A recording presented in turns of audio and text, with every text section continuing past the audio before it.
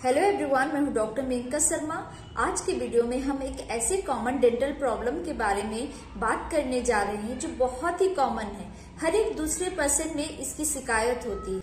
हम बात करने जा रहे हैं बैड ब्रेथ, जिसे हम मुंह से गंदी बदबू का आना भी कहते हैं और इसे हम साइंटिफिक टर्म में हैलिटोसिस माल ऑर्डर कहते हैं। बैड ब्रेथ की शिकायत होती है वो 90% ओरल कैविटी से ओरिजिनेटेड होती है, जो 10% होता है वो पैथोलॉजिकल होता है। मुंह से गंदी बदबू आने के क्या कारण है, तो हम इसे दो कैटेगरी में डिवाइड करेंगे। पहला कैटेगरी है फिजियोलॉजिकल फैक्टर, दूसरा कैटेगरी है पैथोलॉजिकल फैक्टर।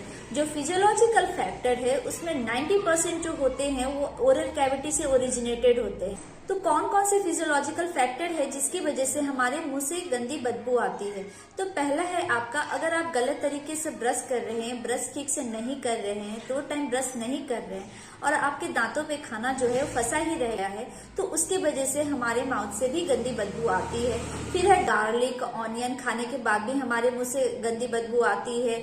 माउथ ब्रीथिंग, कुछ ऐसे पेशेंट होते हैं जो अपने माउथ से मुंह से सांस लेते हैं, उनमें शिकायत होती है बैड ब्रीथिंग की। अगर कोई फास्टिंग रख रहे हैं तो उसके बाद भी मुंह से गंदी बदबू की शिकायत आती है। अल्कोहल लेना, टोबैको चबाना, स्मोकिंग करना, इसकी वजह से भी मुंह से गंदी बदबू आती है।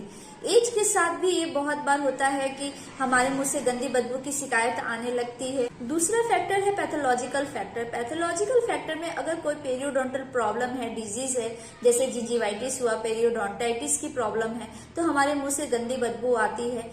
कैलकुलस प्लाग है हमारे दांतों पे जमा हुआ, तो उसकी वजह से भी हमारे मुंह से गंदी बदबू आती है। बहुत सारे ऐसे ओरल लीजन है जैसे कैंसर, कैंडिडियासिस, इन सब वजह से भी हमारे मुंह से जो है वो गंदी बदबू आती है। अगर आप डेंचर पहन रहे हैं और वो अनक्लीन है तो उसकी वजह से भी हमारे माउथ से बैड ब्रेथ आता है। फिर अगर फॉल्टी रेस्टोरेशन है तो उसकी वजह से भी बैड ब्रेथ की शिकायत आती है। कुछ ऐसे factor, systemic factor, extra oral factor भी होते हैं जिसकी वजह से हमारे माउथ से बैड ब्रेथ की शिकायत आती है, जैसे कि nasal infection, gastrointestinal infection, gastric की प्रॉब्लम, हार्मोनल चेंज की वजह से भी बहुत बार ऐसा देखा गया है कि बैड ब्रेथ की शिकायत आती है।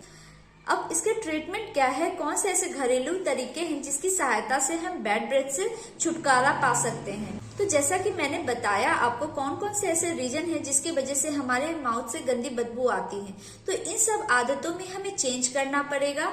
उसके बाद हम कुछ ऐसे घरेलू तरीके हैं जिसकी सहायता से आप अपने मुंह के गंदी बदबू से छुटकारा पा सकते हैं। तो पहला तरीका है अच्छे से ब्रश करना। अगर आप 2 टाइम अच्छे से ब्रश करते हैं तो आप में ये हैलिटोसिस की शिकायत नहीं होगी। अगर आप नाइट में सोने से पहले एक बार ब्रश कर लेते हैं तो जो भी खाना हमारे दांतों में फंसा होता है वो निकल जाता है, तो उसकी वजह से हमारे माउथ में बैक्टीरिया ग्रो करने के चांसेस जो होते हैं वो डिक्रीज हो जाते हैं, कम हो जाते हैं।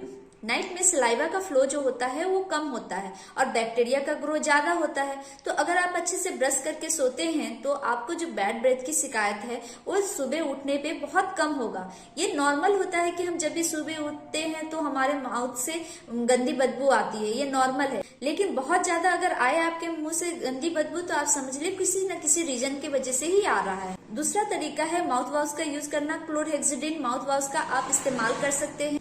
आप सुबह और नाइट में सोने से पहले ब्रश करने के बाद एक बार आप क्लोरहेक्सिडिन माउथ वॉश से गार्गल जरूर करें। इससे भी आपको बैड ब्रेथ की शिकायत जो है वो दूर होगी। फूड मॉडिफिकेशन कर सकते हैं। खाने में आप दही ले सकते हैं। खाने के बाद आप इलायची या फिर सौंफ का इस्तेमाल कर सकते हैं। इससे भी आपके बैड ब्रेथ की जो शिकायत है वो कम हो जाएगी। फिर आप ऑरेंज का इस्तेमाल कर सकते हैं। आप ग्रीन टी ले सकते हैं, एक्सेस वाटर ले सकते हैं। एक्सेस वाटर इंटेक की वजह से भी जो बैड ब्रेथ की शिकायत है वो कम होती है। फिर आप बेकिंग सोडा को 1 गिलास पानी में अच्छे से मिला के उसे 15 सेकंड के लिए गार्गल कर सकते हैं। इससे भी आपके जो बैड ब्रेथ की शिकायत है वो कम होंगी। अब अगर हमारा पैथोलॉजिकल फैक्टर इन्वॉल्व है तो हम कौन कौन से ट्रीटमेंट करवा सकते हैं? अब अगर हमें पेरियोडोंटल की प्रॉब्लम है, हमारे दांतों पे कैलकुलस है, प्लाग है, तो हम डेंटल स्केलिंग की सहायता से हम अपने दांतों को क्लीन करवा सकते हैं। स्केलिंग हमें हर 6 मंथ पे करवाना चाहिए, जिससे हमारे बैड ब्रेथ की शिकायत है वो कम हो जाएंगी।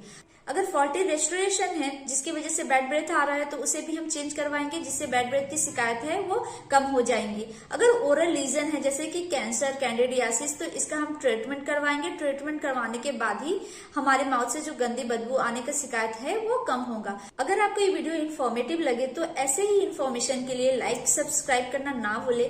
Thank you.